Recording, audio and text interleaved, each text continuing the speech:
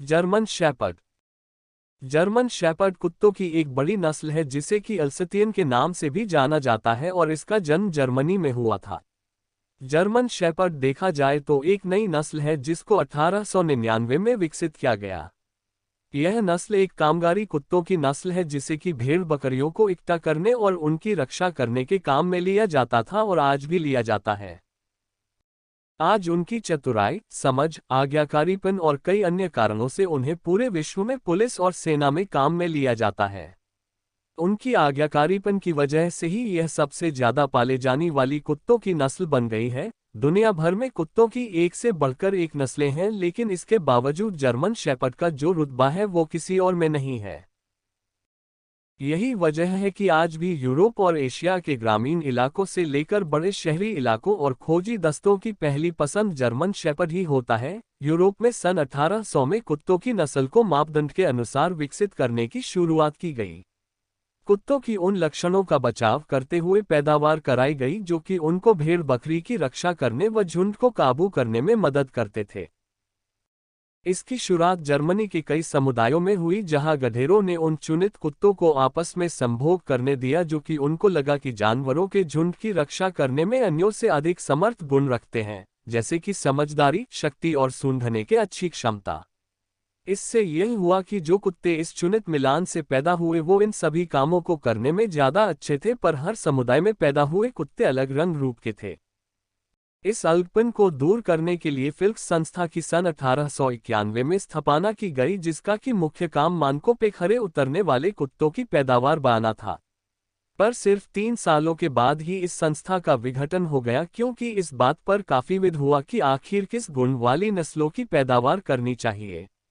कुछ लोग जहां कुत्तों को काम करने के लिए पैदा करवाना चाहते थे, वहीं कुछ का मानना था कि उनको दिखने में भी खूबसूरत लगना चाहिए।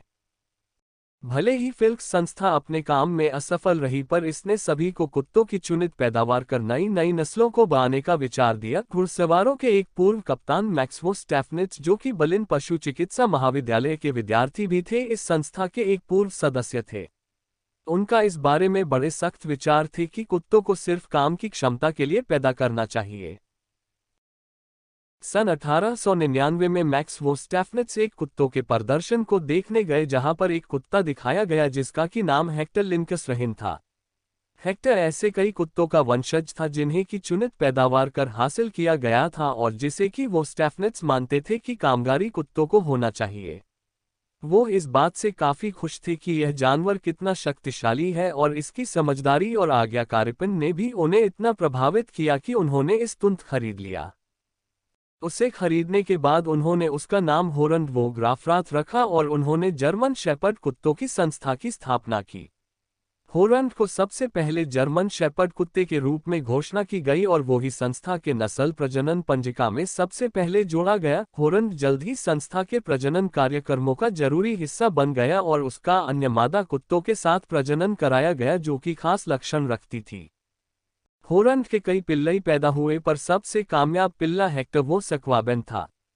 हेक्टर को होरंड के ही अन्य वंशजों के साथ प्रजनन कराने से उत्पन्न हुआ बियोवोल्फ, जिसके की बाद में 84 पिल्लई हुए, वह जिनकी माँ भी हेक्टर की ही वंशज थी। बियोवोल्फ के वंशजों का भी अन्य आपसी वंशजों के साथ प्रजनन कराया गया और इन्हीं से आज के जर्मन शेपर्ड कुत्ते पैदा हुए और इन्हीं से यह सभी वंश गुणों में समानता रखते हैं। यह माना जाता है कि संस्था अपने सभी उद्देश्यों को इसलिए पूरा कर पाई क्योंकि वो एक दृढ़, समझौता नहीं करने वाले इंसान थे और इसीलिए उनको जर्मन शेपर्ड कुत्तों का जनक माना जाता है। जब यूके केनल क्लब ने सन 1919 में इस नस्ल के कुत्तों को पंजीकृत करना चालू किया, तब 54 कुत्तों को पंजीकृत कराया गया और सन 1926 तक यह आंकड़ा 8000 तक पहुंच गया। इस नस्ल की लोकप्रियता पूरी दुनिया में उस समय फैली जब पहले विश्व युद्ध की समाप्ति पे घर आने वाले सैनिकों ने इन कुत्तों के बारे में सबको बताया। इसमें जानवरों के कलाकार रिन टिन टिन और बहादुर दिल ने भी योगदान दिया। स्विट्जरलैंड की रानी नामक कुत्ता संयुक्त राज्य में इस नस्ल का पंजीकृत होने वाला पहला कुत्ता बना। हालांकि उसके वंशजों के सही प्रजनन नहीं कराने के कारण इस नस्ल की वहां लोकप्रियता में सन 1920 में गिरावट आई। जर्मन शेपर्ड की लोकप्रियता एक बार फिर बढ़ी जब सेजर पफेफेर वो वन कुत्ते ने सन 1937 और 1938 में अमेरिकन केनल क्लब में जीत हासिल की। बाद में द्वितीय विश्व युद्ध में जर्मनी के खिलाफ आक्रोश के कारण इस नस्ल की लोकप्रियता को काफी नुकसान हुआ। जैसे जैसे समय बढ़ता गया यह वापस बढ़ी और सन 1993 तक बढ़ती ही गई, जब यह संयुक्त राज्य में तीसरी सबसे अधिक लोकप्रिय कुत्ते की नस्ल बन गई, जो यह आज तक है। इस नस्ल का नाम वो स्टैफनेट्स द्वारा देवदचेर साफेरहुंड जर्मन डॉयचर शेफरहुंड रखा गया था।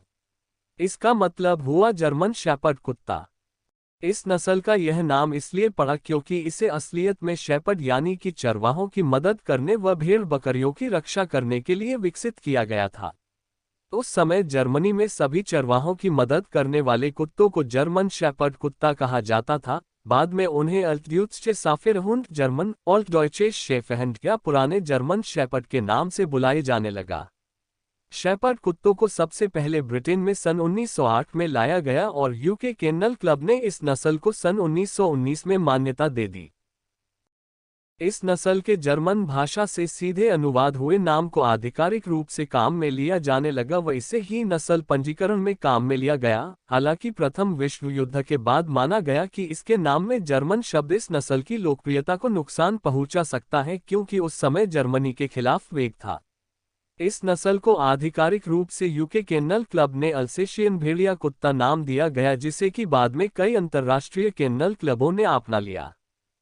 बाद में भेड़िया कुत्ता इसके नाम से हटा दिया गया, पर इनका नाम अल्सेशियन 5 दशकों तक रहा, जब तक कि सन 1977 में कुत्ते प्रेमियों द्वारा दबाव के करना ब्रिटिश केनल क्लब को इस दोबारा जर्मन शेपर्ड के नाम से पंजीकृत करना पड़ा। आज की आधुनिक जर्मन शेपर्ड कुत्तों की नस्ल पे यह आरोप लगता है कि वो स्टैफनेट्स की वास्तविक विचारधारा से अलग हो गई है।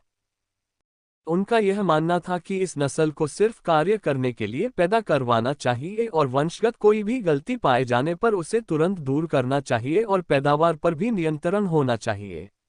आलोचकों का मानना है कि बेपरवाह पैदावार के कारण नस्ल में कई त्रुटियां व वंशागत रोग उत्पन्न हो गए हैं। वो स्टैफनेट्स के समय में किसी भी त्रुटि को पाए जाने में उसमें तुरंत सुधार कर दिए जाते थे, जबकि आजकल नस्ल की पैदावार पे कोई नियंत्रण व एक केंद्रीय पंजीकरण इकाई न होने से ऐसी त्रुटियों पर, जैसे कि रंग उड़ना, कुल्हे की हड्डी का खिसकाना, स्वभाव की कमजोरी और 1-2 दांत कम होना आम बात बन गई है। यहाँ तक कि बचपन में मुड़े हुए कान होना, जो कि बड़े होने पर भी सीधे नहीं होते। देखा जाए तो जर्मन शेपर्ड एक क्रॉसब्रीड संकर नस्ल है, जो कई अलग अलग नस्ल के कुत्तों से विकसित की गई है, और संकर नस्ल में आगे चलकर कई तरह की त्रुटियां दिखाई देने लगती हैं, जिनको लगातार सुधारने की आवश्यकता होती है। इसलिए जर्मन शेपर्ड जैसी उपयोगी और बेहतरीन गुणवत्ता वाली नस्ल को नस्ल सुधार करके इसके अस्तित्व को बनाए रखने की जरूरत है। जर्मन शेपर्ड कुत्तों की एक बड़ी नस्ल है, जो कि ऊंचाई में 22 से 26 इंच और वजन में 22 से 40 किलोग्राम के बीच होती है। इनकी आदर्श ऊंचाई केनल क्लब के मानकों के अनुरूप 25 इंच है। इनका माथा गुंबददार होता है और लंबी चौड़ी थूथन होती है। इनकी नाक काली व इनका जबड़ा मजबूत होता है, जो कि किसी कैंची की तरह काटता है। इनकी आंखें मध्यम आकार व भूरे रंग की होती है, जिनमें की जिंदादिली, समझदारी और स्वाभिमानी झलक दिखती है। इनके कान लंबे और सीधे खड़े होते हैं, जो कि आगे से खुले हुए दिखते हैं। खेल कूद के समय यह अक्सर पीछे भी हो जाते हैं। इनकी लंबी गर्दन होती है, जो कि जब यह उत्तेजित होते हैं तो ऊपर की ओर तन जाती है व तेज दौड़ने पर या निराश होने पर नीचे हो जाती है। इनकी पूंछ बालदार और मुड़ी हुई होती है, जो कि ओल तक जाती है। जर्मन शेपर्ड कई रंग के होते हैं, जिनमें से कि सबसे आम और प्रचलित रंग टैन व काला या लाल व काला होता है। दोनों ही तरहों में बड़े काले धब्बे और काले निशान होते हैं। यह छोटे से पूरे शरीर तक को ढक सकते हैं। कुछ दुर्लभ रंग में भी यह नस्ल मिल सकती है, जैसे कि पूरा काला, पूरा सफेद, नीला, सेबल या जिगर के रंग की।